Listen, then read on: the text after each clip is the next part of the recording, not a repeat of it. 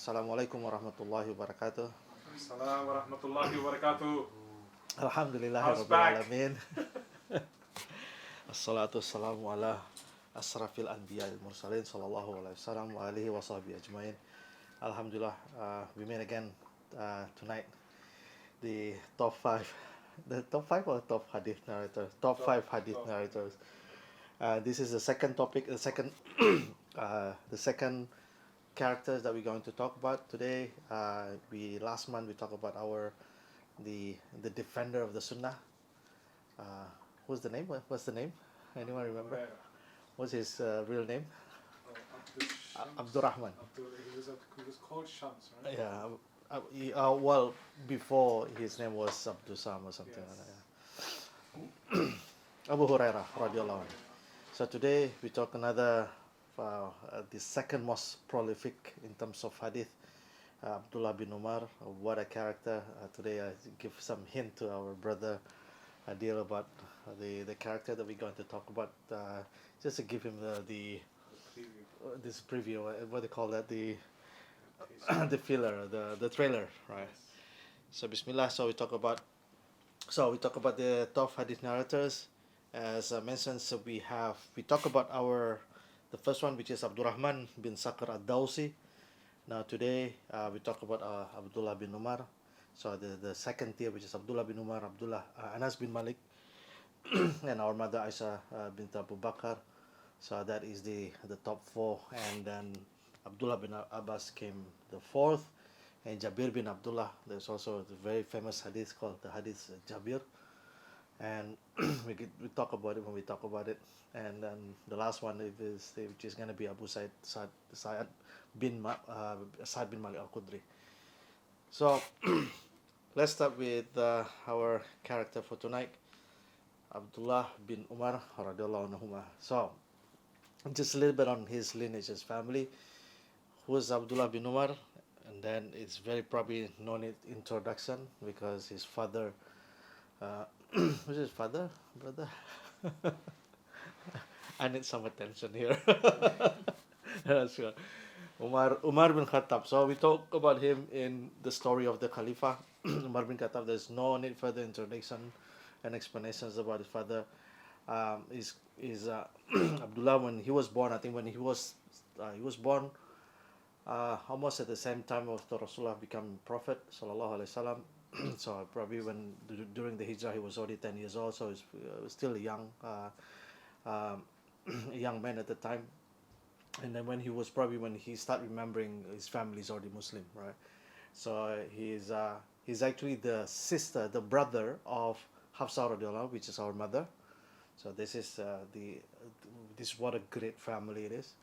And then one of his brother, which is Asim radiallahu anhu, is actually will have a daughter by the name of Layla, and Layla then married to have a son by one of the famous Caliph of Umayyad, which is Umar bin Abdul Aziz. So Umar bin Abdul Aziz was actually the descendant of Umar bin Khattab radiallahu anhu. You remember a story, right? Who's this Layla, right? And who's this not Layla, the wife of Asim.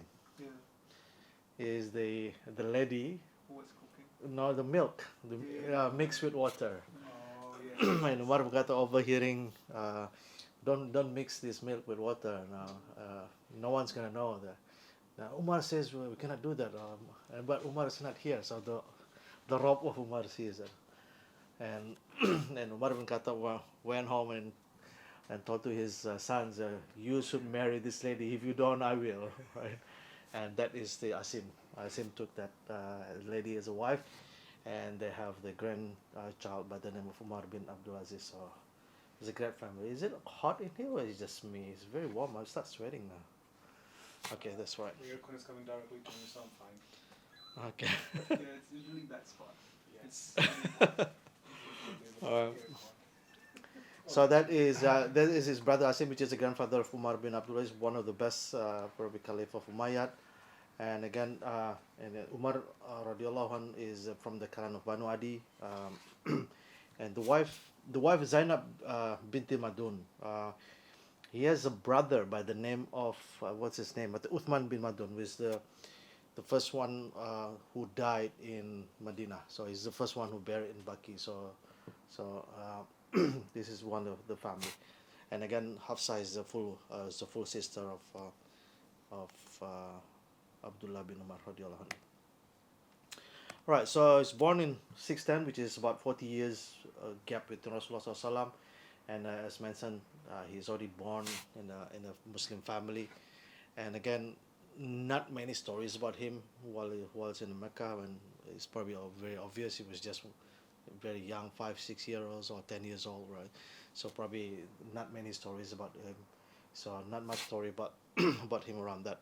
So he joined his father and the family of Umar ibn Al Khattab Radhi'Allah Anhu, who migrated to Medina. He was at the time was the age of 10. Not many stories about that. And and then he's already shown that he is very dedicated to the deen. He's one of the characters of Abdullah bin Umar is his. I keep saying it wrong. This word X is in Arabic. It's called zuhud. Aestheticism and activism. There's two words. There's two different words. Aestheticism and ascetic.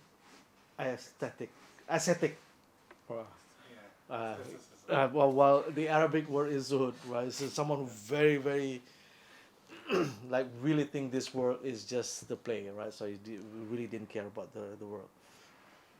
So because of his family is already in Muslim, and everyone knows Umar bin Khattab, so the influence and everything. So he probably never seen paganism in his life. So his father is already Muslim, and then the number stories about that. So converted at a very young age. And again, even though Umar was Radhi'Allah Anhu is not the first one who embraced Islam, is the early one, yes, but not the first one. So it's probably the second, the third one. You know the stories about Umar bin Khattab. So he's dedicated to the Deen, and then when after migrated to Medina, just a few months after that, there was a call to Battle of Badr, and he called up himself, so I want to go to battle. I don't know, he's still young, he's 11 years old, right? So imagine now what do you see from 11-year-olds these days, right? 10 years, 11 years. And then the year after that, the Battle of Uhud, right? The Battle of Badr, it was by call, right? And he actually came, but he was too young. The Battle of Uhud is more like a defense. Everyone went out also, and at that time he was probably like 11 or 12 or 13. And Rasulullah said, no, you're not underage. The age is war is 15. He's already ready to do that. So it is an amazing character that I think the situations, the environment at that time, like people learning about the seerah, learning about Rasulullah SAW. You heard the stories of during the Battle of Badr, the two kids, they asked, show me which one is Abu Jahal, show me which one is Abu Jahal, right? So they already know that, they already heard the stories of Rasulullah, they already know the characters and everything. So the same thing with our character today, Abdullah bin Umar Radhi'Allah Anhu. He presented himself to these battles of Badr and Uhud, and all rejected because of the young age. And again, his first battle was the Battle of Khandaq, which is the Battle of the Trench, when he's already 15. So he started doing. So then almost every single battle of Rasulullah SAW, he always participated. Even after the demise of Rasulullah SAW, he participated went up to Syria, went up to Persia, went up to together with Amr bin As when conquering Egypt. He also went up all the way to Azerbaijan. So he's across everything, and yet he's a scholar too. So he's very, very, very interesting character. So what is I when I put this down, right, thinking about 15 years old, what were you doing when you were 15 years old? GCSE. So, subhanallah. So if you think sometimes I like to talk about this psychologically, basically physiologically, we're capable of fathering, right? To fathering human being, and in fact, one of the characters that I'm gonna talk about probably the next session was Abdullah bin Umar is not in this, yeah? Oh no, this unfortunately one of the Abadillah, Abdullah bin Umar, and his father Amr bin As, the gap of age You know how old is the gap of age between the father and the son? 11 years old. So 12 years old. So something like that. Very, very. So because, yeah, those long, all probably back then it was really different when someone 15 and the rest 15. So we cannot say 15 years like 15 now. It really is already adult, mature, and so on. So anyway, just uh, there's a very interesting story. I think this is the highest praise that Rasulullah mentioned to Abdullah bin Umar. People will normally call it Ibn Umar. Was at that time was Rasulullah SAW married to his sister Hafsah Radhi'Allah Anha, and because of that, now this is one of the privilege of him, right? So he can come to the house of our mother Hafsah, while Hafsah was not necessarily need to wear hijab, right? He can just walk in, right? So it is a privilege. The same thing with Abdullah bin Abbas when he came to his aunt, he just walked in, right? Even Rasulullah was there, and then his aunt, because it's mahram. So the same time with Abdullah bin Umar.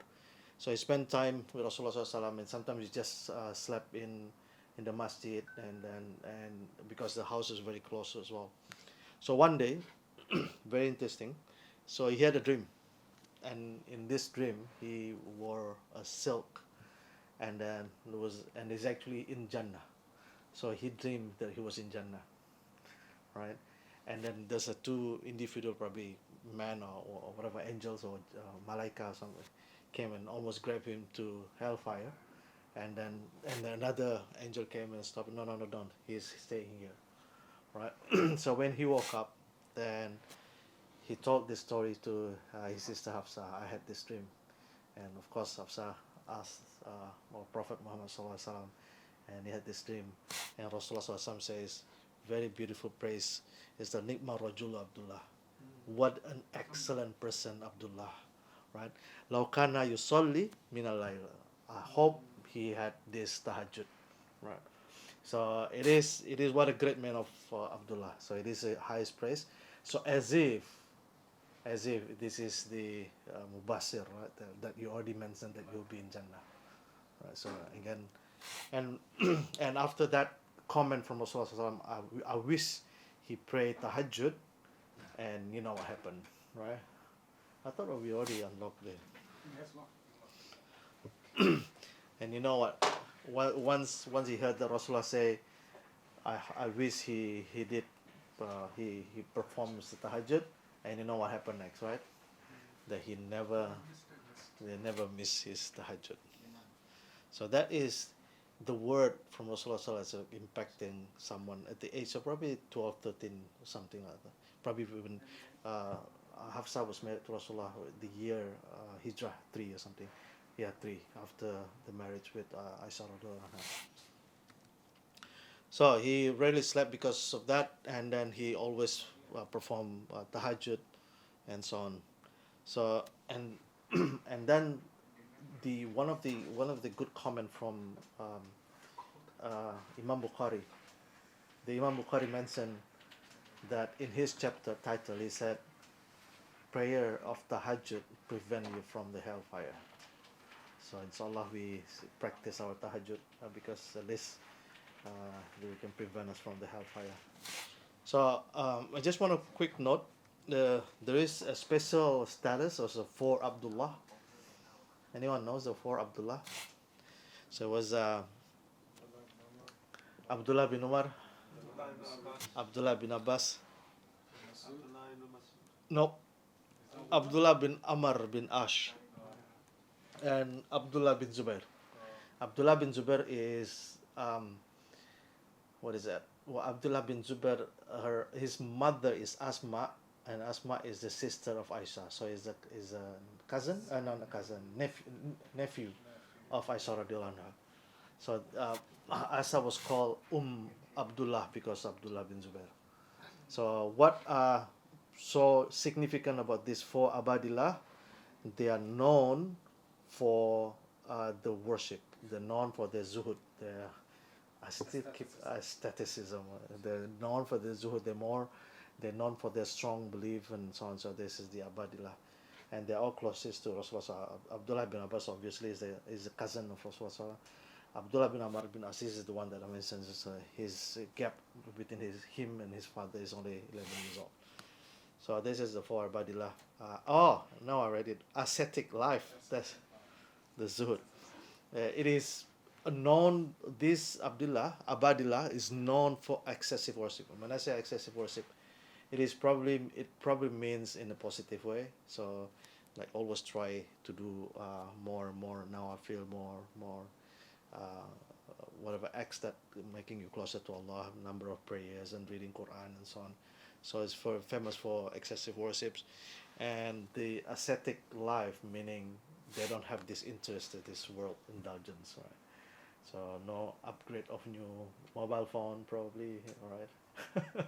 You just change it because your one doesn't work anymore, right? Not because I'm looking at myself right now. Subhanallah. Right. Yeah. He's known for his particular Abdullah bin Umar, known for his ascetic life. Is always seen as fasting, and then he has a daughter, and the brother of Abdullah bin Zubair, by the name of Urwah bin Zubair, came to Abdullah bin Umar. I want to marry your daughter. Okay, all right, go, let's go.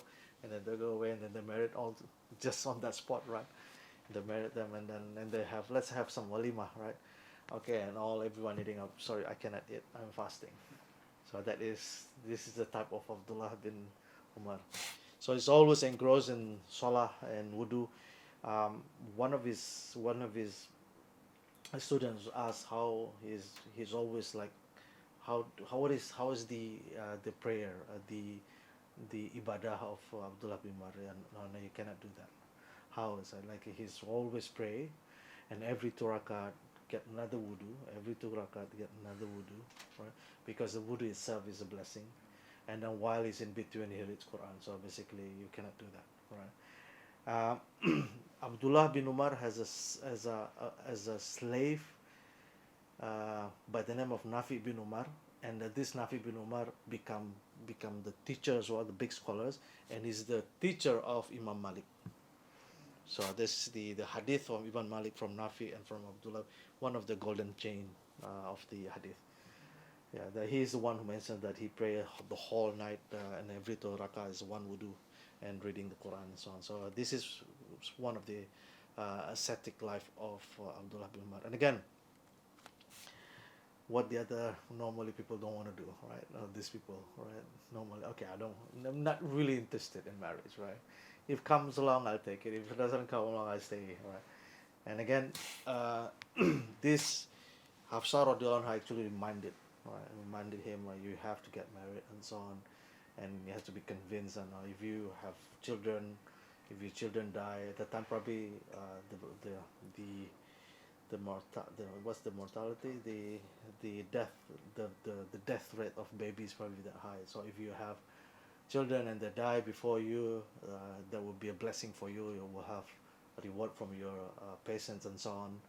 But if you actually live longer and then you die before your children, and the children will make dua for you, so he has to be convinced that okay, I think that's a good idea, right? So that's why he got married.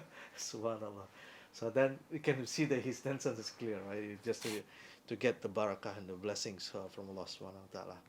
So he has to be convinced because of that. One of the things about him as well, he's not into food, like one of those people who practice zuhud, excessive. There's not really into eating, and his wife is always complaining, there's no way if I cook something nicer, and then we just call up outside, and anyone who wants to eat, he's always do that. So every time she prepare food, there's always people, and always give it away to feed the poor. It's a difficult life, basically, right? So it's a frugal life. A frugal life probably is still livable, but this is a different, and again, probably if you think about it, how we can, what is the benefit that we can learn from this actually, right? And again, if this is something that you do it because you love doing it, right? And I guess it's still within the corridor of what Sharia allows, and so Allah is something. He thinks this is a blessing for him, right, for doing that. And this one, I think, as well, like literalism, that we're gonna talk about that later on. Do you remember that? right. And then there is one day, right? He was fasting, and never before he asked for something. So he asked his wife, "Can you buy some fish?" Whoa, never before. This is the first time. Whoa, I'm down for it, right? So she went out and bought fish and then prepared nice fish and everything. Just a few minutes before iftar, someone knocked, and it was a poor beggar, and you know what happened to the fish. All right, and what I just cooked for you, and all right, imagine. That's the life of Abdullah bin Umar. So it's very unselfish, and he see things as opportunity to do good things, and he always grab that. And if we, this is the thing, right? So if you do that out of your comfort, but if you keep doing that, right, it becomes something that you enjoy, right? Like the first time people wake up for Fajr is probably very difficult, but after you do it certain, they sort of miss it.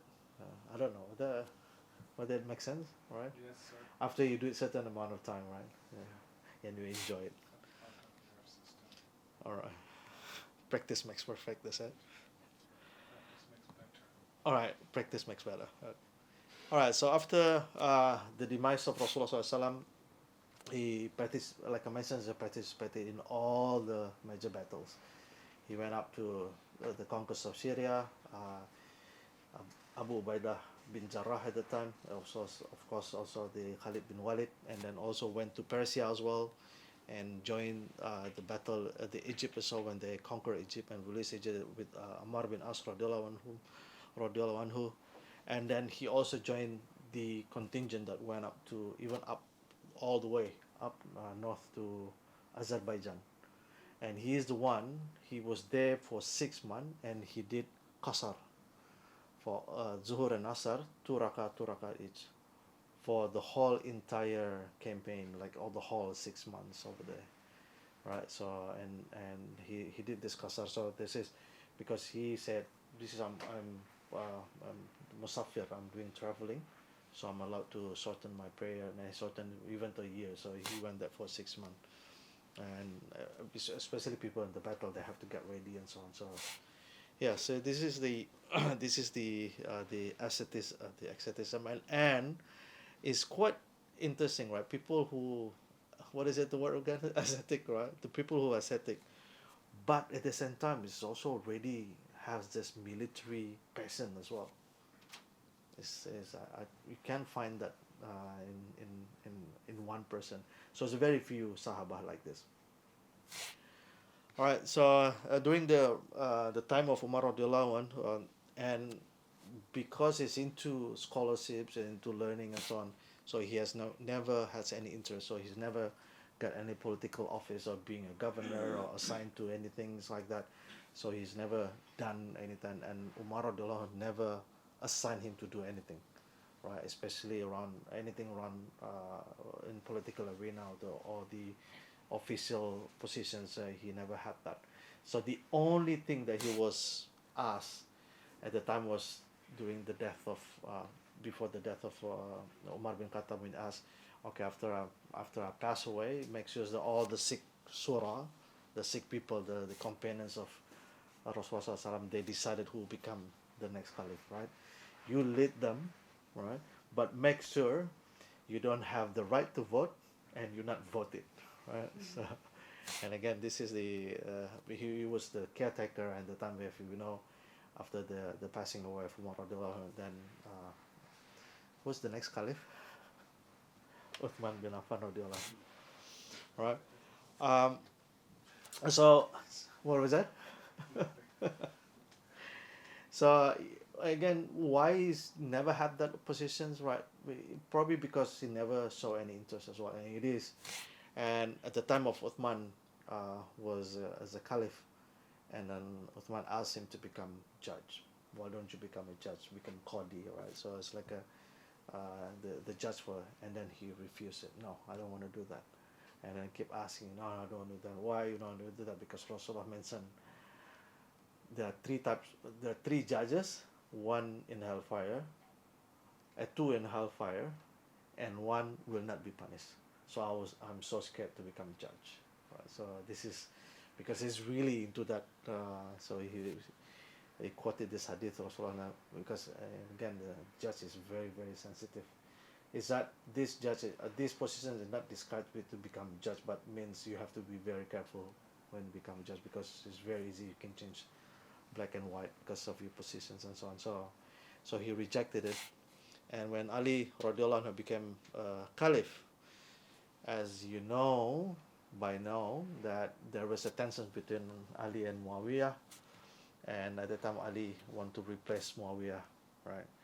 And as you know, there's a battle between Ali and Muawiyah Radhi'Allah Anhu during the Battle of Siffin, and at the time there was a tension as well, especially after the demise of Uthman bin Affan. Muawiyah was claiming, "Come on, give me the killer of my cousin," right? So if not, then they want to rebel. Later on they declare they become caliph and so on. So Ali bin Abi Talib thinking, why don't just I appoint Abdullah bin Umar to become the caliph, to become the governor for Syria, right? And if he did so, everyone, there was a lot of fans are not fans of the, what do you call that? The supporters are not fans, the supporter. Cricket fans. Yeah, I know. It's a lot of supporters. You also supporters, Yes, cricket yes. supporter. May Allah protects us. Where was I? Fans. The supporters. If Abdullah bin Umar were to become the governor of Syria, and there's a lot of ulama mentioned that probably all the supporters of Muawiyah probably will support Abdullah bin Umar as well, because if his neutrality, he's the son of our leader and so on and so forth. But he said no, I'm not going to be a governor, right? And then Ali did not budge. No, you have to be the governor. This is an order, right? This is an order from your caliph, right? No, please don't appoint me. No, this is an order. And then we know what happened. He went up to his sister Hafsa radhiyallahu anha. He's a mother of believers, right? Please cover me, right? Talk to Ali. And then our mother talked to Ali and said, no, I want him. It is for the ummah, right? And so on and so forth. And you know what happened after that? Because he just kept saying no, and then just that night, he just jumped off his horse and went straight to Makkah. And you know, Makkah is probably not everyone aware. There's a Masjid al-Haram. This Haram, that is a sanctuary. So if you go there, you're protected. No one can harm you. No one can touch you. So he went there, and then okay, that's it. Ali said, gave up. Okay, all right. Then he's running away from position. That's what I like about this characters, running away from, because probably he realized, he knew later on that this position is easy for you to slip, right? All right, so that is the his refusing for any appointment of being in a political office and so on. And during the battle of the companions, within the battle of Camel, or the battle of Siffin, he is one of the very, very, very few Sahaba that do not take side. Right, some of them, Abdullah bin Umar, Sa'ad bin Abi Waqqas, there are not many of them. Who's the rabbi? Abdullah bin Salam, Abu Musa al-Ansari. There's probably a few 15 people that never want to take other Aisha radhiallahu anha or the Ali, or during the time Ali Muawiyah, they never want to do that, right? So Abdullah bin Umar is just a few of them. And I say, if you say Hayya ala Salah, I pray behind you. Hayya ala Falah, I will join you. When it's Hayya ala Qital, then no, I'm not going to kill any Muslim, right? So the same idea, the same concept when Uthman bin Affan was surrounded by all these people, right? And I said, why don't you fight them? No, I'm not going to be the first person who shed the blood on a Muslim, right? And because of that, he had to be killed in the end, right? So this is the same concept. I don't want to kill any Muslim, right? And because of that, the next generations of scholars believe that there was the best position, not taking side. And you remember the Battle of Siffin, so thousands of companions and tabi'in got killed because of these political tensions between the two. Of course, we're not going to go into detail to that, but Allah forgive and because they do ijtihad, right? So inshallah, if the ijtihad is wrong, at least they get one benefit. If the ijtihad was right, they got two benefits. So we don't talk back about the all Radhi'Allah Annhu. But anyway, that is the where is it? Okay. That is him. And then after Ali was assassinated, and again, everyone was asking him to become the caliph.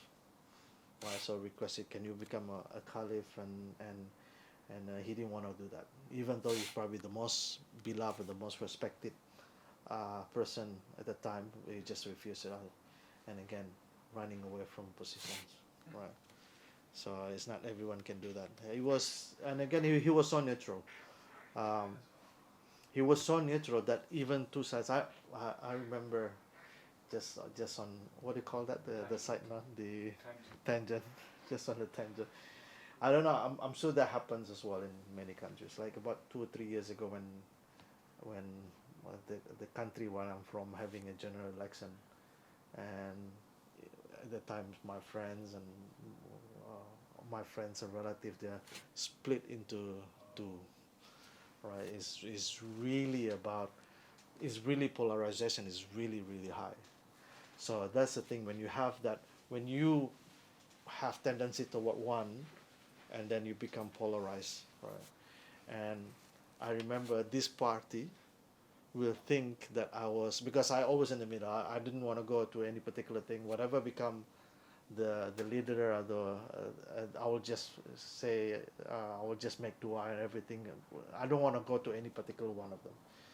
But the person, all the people that go for this party will think I am against them. All the people from this party will think I am against them. It's always that. And that the same thing happened to Abdullah bin Umar as well. So he got refuted by both parties. Why not you selecting us? Why not? Right? Why don't you just join us? Right? No, I'm not going to join anyone. And they even, this is the thing, they even quoted the Quran. What is it? Surah Al-Baqarah 193. That says, وَقَاتِلُوهُمْ, then fight them حَتَّى لَمْ تَكُونَ fitnah, until there's no fitnah. Why don't you just join us and fight the other Muslim, right? Until all the fitnahs are there. Don't quote me Quran like that, right? This is not for that, right? This is for the time is Rasulullah SAW was chosen, was the Muslim at the time had to choose whether you want to go shirk or you want to fight them. So fight them until there's no shirk. So the fitnah mean is shirk, right? Not the fitnah that your own brother Muslim and so on and so forth. So when people quoting hadith or Quran for political benefit, don't worry. It started long time ago. So it happened nowadays, so it's already been there. Yes, there's a lot of stories about that, but again, Abdullah bin Umar is always neutral, always say good things about everyone. There's one quick story about Muawiyah mentions about he say bad thing about whatever his opponent was at that time, and Abdullah bin Umar was so very upset. You don't know that this guy has embraced Islam before you and your father, right? So he's always protecting him. And there is one quote for Abdullah bin Umar mentions about the fight between Ali and Muawiyah. You know what he said? What is it? Okay, this is time is up? No, right? That these two parties, what's the right word for that? There's the two sides, right? They believe that you know the reason behind, one of the reason behind these two parties, right? Do you know? Yeah, no, Muawiyah, the Battle of Siffin, right? So Muawiyah won the murder of Uthman bin Affan, got caught and handed and so on. But at that time, probably Ali says it's not the right time to do that, and unless if you don't do that, I will not say bay'ah to you. Then you're against me. Then that's why the battle, right? So it's all about being politicals and everything. And this is where Abdullah bin Umar mentioned these two are the youngsters, right? The fight over, whatever the fight over is not even worth my sandals. That's Abdullah bin Umar. Very, very soft. I like this guy. Radhi'Allah Annhu. It's not even worth my sandals. Whatever they fight about, not even. This is, yeah. When I wrote that, Subhanallah, he knew, he knew that when he was asked to become, when Ali Radhi'Allah Anhu passed away, right? He was asked to become, and he says, no, I'm not going to let blood by me, for me, or because of me, because he knew for sure is right. Because once the bloodshed is there, it's never gonna end. So and that's what happened. Even at the time Hassan Radhi'Allah Anhu become Caliph, he stepped down right away because Muawiyah also declared him as a Caliph. And you know what happened because of that? It actually polarized the Ummah. That's why the killing and everything because of that level. So he knew that was going to happen. That's why I'm not going to be involved in politics. I don't want to get my hands dirty with blood. So I don't want people to be killed by me, for me, or because of me. So, subhanallah, a very apolitical person. Still on that, during the Umayyad's reign, the tensions raised, and subhanallah, and of course the Umayyad thinking, well, I need everyone bay'at, right, allegiance.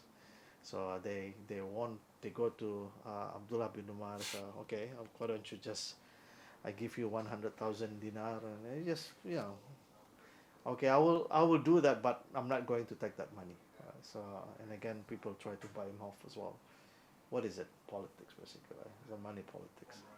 So if you talk about Abdullah bin Umar, it's always going to involve politics and monies, and that's what happened.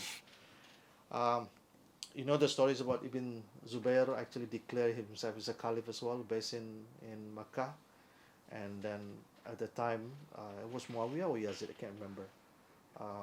The governor of the time was Hajjaj bin Yusuf. He's the one who actually attacked Abdullah bin Zubair and killed him, and is actually almost like crucified. Probably not crucified, but they hang the body inside of outside of the masjid, the Masjid al-Haram, and this is probably the Nasir. Hajjaj bin Yusuf is basically did all the dirty work for the Muawiyah from the Umayyad reigns. And again, every dynasty will have bloods, right? You get involved with blood. The problem is, I think Ibn Taymiyyah rahimahullah mentioned that every dynasty will probably have bloods, right? The problem with Umayyad that the blood is the blood of Sahaba and the blood of companions. That's what makes them worse, right? Because they are the best generation, right? So what does it teach us is power and politics and everything is always involved money and blood. And that is even Hajjaj bin Yusuf, he was threatened by Ibn Umar, but he also threatened Ibn Umar as well. You do something else, I'm gonna make you disappear or something. And even the likes of Amr bin As. So he went up to Abdullah bin Umar and says, why don't you run for caliph, right? So he's actually testing. No, I'm not going to do a caliph. I'm okay with this. And I said, okay, that's good. Okay, why don't you just give you some money? No, you're gonna buy me off? Do you think I'm that cheap? You're gonna buy my religion? So and again, this is the story of Abdullah bin. And again, this is Amr bin As, and his son is Abdullah bin Umar. Is a different is a different world. Yeah. Amr bin As is one of the person who's probably the latest, one of the latest one. I think he embraced Islam at the same time as Khalid bin Walid. So it's Amr bin As, the father of Egypt. You know that, right? Yeah. All right. So there was one particular story. I don't know whether you have this word right now. When I heard the stories, I was smiling as well. In that time, when you are the leader, you actually lead the prayer, right? So if you're the governor, then you lead the prayer, right? Alhamdulillah, we don't have that today. Otherwise, who's gonna lead the prayer? Anyway, let's not. Let's not go there. Moving on. So Hajjaj bin Yusuf, being Hajjaj bin Yusuf, right? So he did a khutbah for Jummah, or khutbah Eid at the time, Eid, one of the Eids. And khutbah Eids, and he was telling about himself and Abdullah bin Umar. He probably could not control himself. So that it's time for prayer. No, he didn't say that. He said, Ya Rija, Ya Fulan, Ya Fulan, Salah. I mean, like, so respect to the government. And then he just continue talking. It's a khutbah. It's a continue. And then say, Fulan. And then Abdullah bin Umar said, okay, guys, everyone will pray behind me. I'll lead the prayer now. And then Hajjaj bin Yusuf said, all right. After that, right? After that prayer, then Hajjaj bin Yusuf called Abdullah bin Umar. You humiliated me, right? In front of everyone. How dare you say that, right? And what did Abdullah bin Umar says? We come here for prayer. Well, do finish the prayer first. Let's finish the prayer, and then you can bak kamatasa. Bak after that. You can do your bak after that. Continue on with The bak the bak is actually becoming an Urdu word. Yeah. It's actually originally is an Arabic word, but with qa, baka. Yeah, but it's already gone now.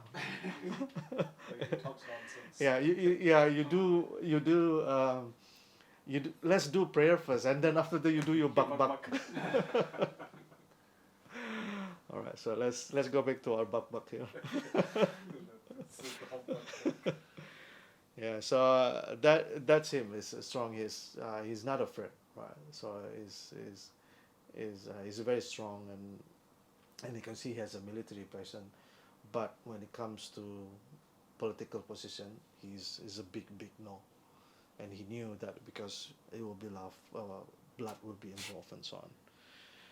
All right, so this is the one that I mentioned to you. He's known for the best imitator. Even our mother Aisha has mentioned, no one actually imitated Rasulullah as him.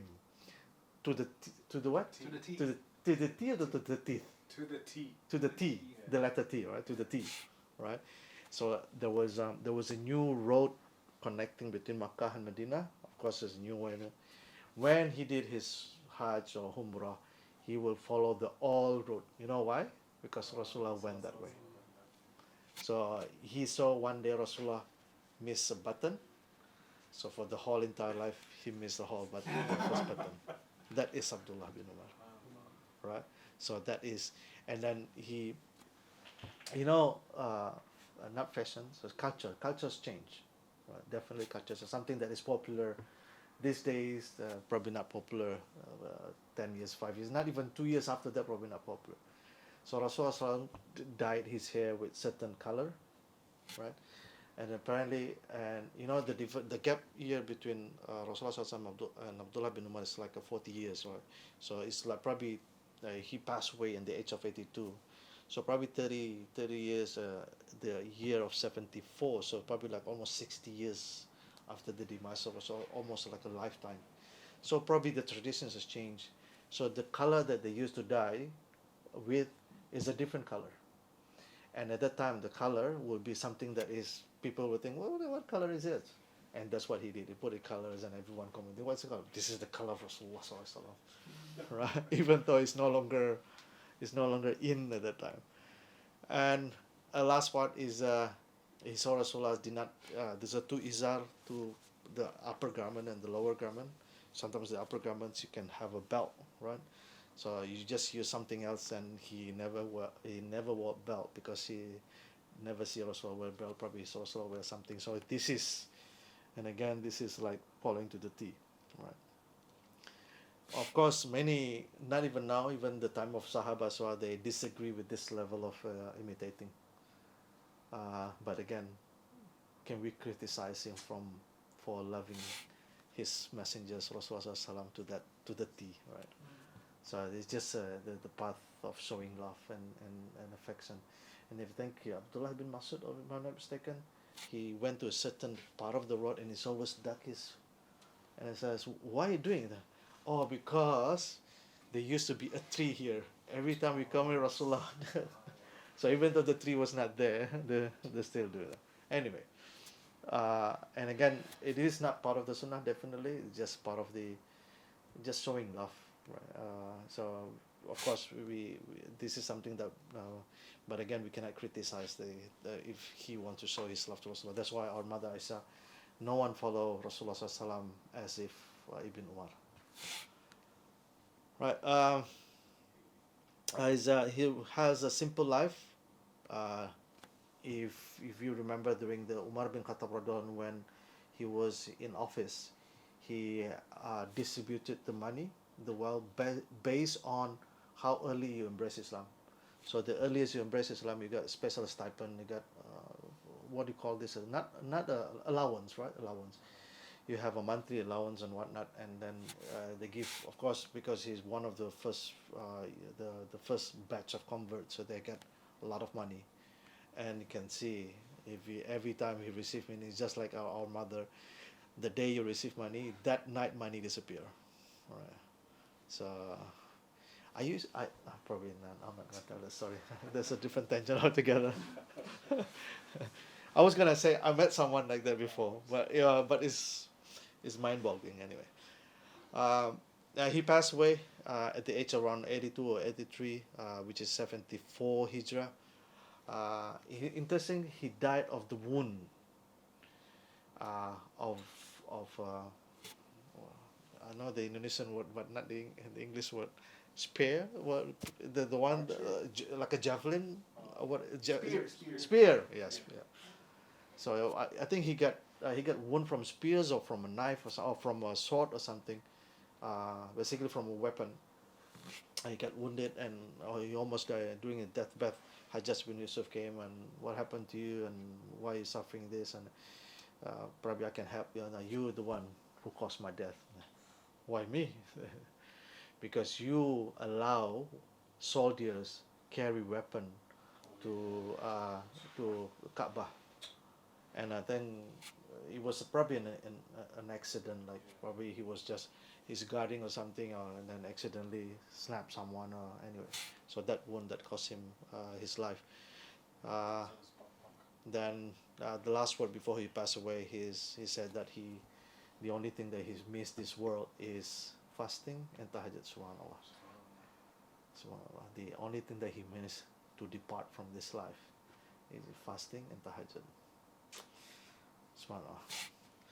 All right. So, what is the legacy?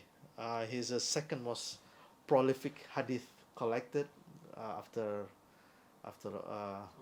Abu Hurairah. So it's about 2,600 something. And he's known for his zuhud life, ascetic life. And then one of the things that, of course, when you talk about him, he's always talk about politics, how he's being neutral, he's non-political. He narrated so many hadiths, so I was thinking what sort of hadith I want to say. I want to say the hadith that I mentioned to you. The hadith about the two hadith. The dog hadith. Right, the dog hadith. Very interesting. It was whoever keeps dog, this is Abdullah bin Umar mentioned, whoever keeps dog, then the one kirat of your ajar will be deducted from you, except the dog for hunting dog and herding livestock. Right, that's Abdullah bin Umar say, and Abu Hurairah jumping right away to correct, and also for the farming dog. Right, and then Abu Hurairah say, of course, because you have farm. What does it mean? What does it mean? Probably, I don't know, I might be causing problem saying this. Yes. He just said, right, basically, you're not allowed to have dog unless it is a necessity. It is not necessity, there is a need to that. is a protection to one of them. For example, the hunting dogs. Hunting dogs is allowed. It's actually Surah Nisa, I would believe. That it is allowed for you the animal that kill by the dog that you train, right? So if you train a dog, how can you not keep a dog for training a dog? Right? If you train a dog, you might have to buy or get a dog first to train a dog. Right? So it is allowed to have the dogs, as long as, and that's why Abdullah ibn Umar mentions you can keep the dogs for hunting dogs, right, and herding, look after the livestock, and he just mentioned too, and then Abu Hurairah jumped in right away and he says, and of course to look after your farm, right? And Ibn Umar says, of course you remember that because you yourself have a farm. So it might be this, probably not for sure, 100% sure, probably because I think Abu Hurairah might have a dog to keep his farm or something like that. So that's one of it. Of course, there's thousands of. There's another hadith. You know the hadith about whoever under the ankle will be the hellfire. You heard that hadith, right? And Whoever's garment, whatever garment is below the hellfire. with the ankle is a hellfire, right? It's called in Arabic. It's called isbal. People who do that, it's called musbil or something, right? And it is quite common that people have that. I don't know. Some people even actually, out all the four imams, most of them say it is mubah. So it's not actually haram. There's only one imam say it is makruh, right?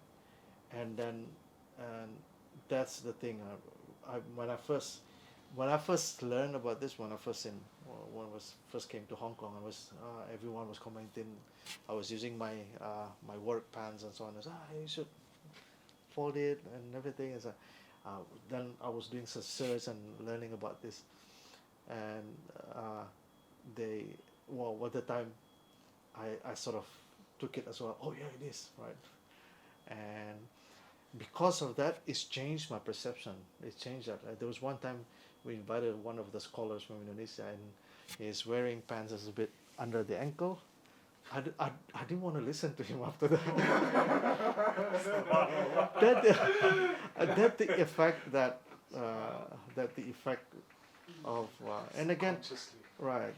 And Imam Al-Nawawi, he one day dressed that long, like touching the ground, and his student says, "Why are you wearing that?" No. Apparently, this hadith has a background. The hadith is actually two versions. The first version says, whoever under the ankle will be in the hellfire. And the other one is, whoever under the ankle out of conceit, out of being proud, arrogance, right? Allah will not talk to you in hellfire, something like that, right? So that is actually the two. So the context was, at that time, people do not have garment, and it's a luxury, right? So it is because it is luxury, and then people who use that to show off and flaunting basically is to show I'm rich, I have my clothes, I have my servants who wash my whatever. So the idea of put your clothes under the ankle, even touching the ground, is to show arrogance that you're rich, that you're basically flaunting. Like these days, probably if you have the latest mobile or latest that you show it to you or every meeting, so this is flaunting. It's showing that you are well off. That was the reason behind that. So there is a hadith that narrated by Umar, the Abdullah bin Umar. It actually captures in, can't remember. There's one version in Jami' Tirmidhi or in Sahih Bukhari when he actually quoted Rasulullah SAW mentioned that whoever wears under the ankles will be in hellfire, and Abu Bakr was so scared. I said, Ya Rasulullah, because he's quite slim and natural, right? So his undergarment, his izar, is always falling off, touching the ground. I said, Rasulullah, I always like that, right? You know what Rasulullah said? Laisa mimman, you're not the one who's proud. So that is the hadith is narrated by Abdullah bin Umar, right? So he narrated that Laisa yasna'u khuyala, you're not showing out of khuyala, show off. It's not. You're not out doing it out of show off, right? So yes, even the likes of Abu Bakr Siddiq Radhi'Allah Annhu, thinking that it's probably because literal, but it's actually there is a reason behind that, is for you to show off.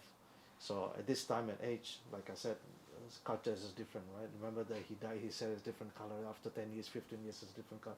Culture is different. Every culture, every place is a different way of flaunting your wealth, right? So the idea is not flaunting your wealth, but not necessarily. Yeah. The reason I did this because last week someone put a note in our masjid. That note, whoever, I don't know, someone put that note in the masjid, in front of the masjid. Whoever put under the ankle is under fire. So I was just smiling. I was just even Imam Hanafi says actually,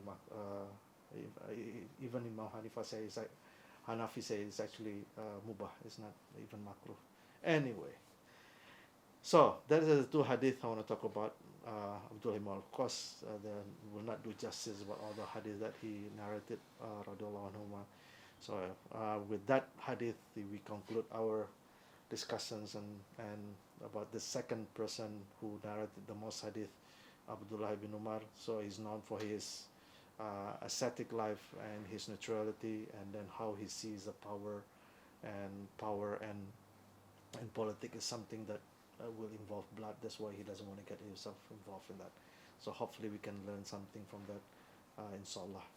For that we can, jazakumullah khair. Any question? Any questions, brothers? Forgot to ask. No questions is a good question. Yes. Just some nasiya on, obviously there's a lot of sahaba that disagreed with That his level. lifestyle. Yeah. So what advice would you give to us when we have this kind of disagreement within our ummah on certain things? One of the things is what I think is myself in particular. So we sometimes, about learning the deen, right? Learning a deen. Some of the things is learning about akhlaq, also learning about how to react, how to respond for differences. This is something that we never learn, right? If someone different with us, then that person is deviant, that person is kafir, that difference is out of the fold of Islam. This is one of the things that probably we need to learn, to accept that there's, especially in terms of fiqh, in terms of understandings of, there's so many stories about, even during the time of Sahaba as well, they see things slightly different, but how they can see this difference, but to be able to show love as well. I think that is, if you see Ali Radhi'Allah and Muawiyah Radhi'Allah, when they were asked, what do you think about Muawiyah? They always say the good thing, even though they're at war. When Muawiyah, of course, he said something when he was a Muslim, but even in a normal situation, what do you think of Ali? Ali is the great, Ali is the, they know they can put this. I think this is what we need to learn. We can be different, but, and again, as long as that person is within the corridor of Islam, right? There's no say haram to be zuhud, like that. There's no mention of that, right? Of course, it's haram is probably the first one who lived that, right? It's just some people have a tendency. Some people have likes and dislikes. Probably he really, and one of the things that Rasulullah SAW mentioned, that his prayer, his tahajjud, is actually his qurrata ayun. That means he enjoys that. So this is part of the sweetness of iman. So probably Abdullah ibn Umar has reached that level, that being subservient to Allah is something that he enjoys. His entertainment to him, his qurrata ayun. So he enjoys it, right? So if we cannot follow that, we cannot do that. At least what we can do is being what we call this. As long as we try to strive that being closer to Allah and please Allah, and to accept that people have a different ways of thinking, different ways of coming to Allah, and that's a good thing, right? So a teacher, when you're a teacher, right? When you give a test to your 20 students, you give everyone the same test. Everyone, right? One of your brightest student, always teaching and always learning and everything, and you gave him a question, that particularly one question that he forgot and he failed because of that. One of your naughtiest student, never study, just before walking to the exam room, he just read something and it stick in his mind, and that's the questions you ask, and he got A for that, right?